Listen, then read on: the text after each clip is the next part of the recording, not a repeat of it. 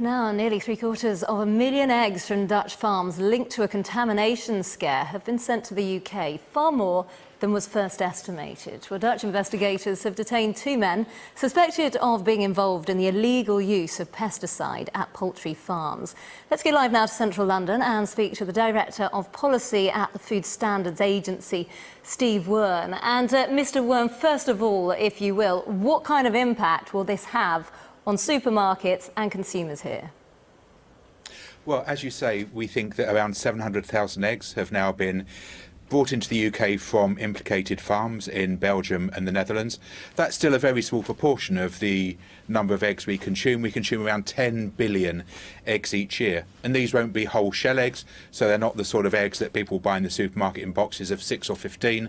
They've been mixed with other eggs and incorporated into a range of products, sandwich fillers and so on. There's no risk, unlikely to be any risk at all, to public health, and that's our assessment and the basis of our assessment. But because this substance simply shouldn't be there, we've been working closely with the industry to withdraw affected products, and a full list of those withdrawn products is on our website. So if they've gone into a variety of food products, how do you actually track down where they are? Well, that's precisely what we've been doing, with great help from the food industry, since we first learnt of the import of these eggs into the UK back just on Saturday.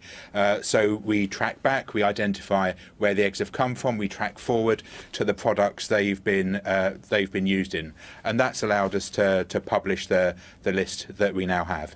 And if you will, just remind of the background. How was it possible that these eggs were contaminated in the first place? Well, the substance that we're talking about is fipronil. It's an insecticide. It's used in a range of applications, but isn't authorised for use in or near food-producing animals. So the indications so far are that it was used and mixed to cleaning compound that was used in poultry hatcheries, and that's how it got into the eggs, through this unauthorised use.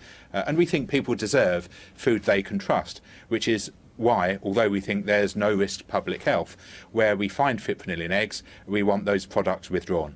So you say there's no risk to the public, but what are the implications, the side effects? What can they possibly be? Well, at the levels that are found in eggs, there wouldn't be any. Our toxicologists have said that you'd need to have 10,000 times the dose you'd get from eating any of these eggs to have an effect. So while that's reassuring in terms of there not being any effect on people's health, we think it's still worrying that it took so long for us to get the full picture from other European food agencies of what was going on, and to be able to put in place these steps that we now have with the cooperation of the food industry to withdraw affected products from UK supermarket shelves.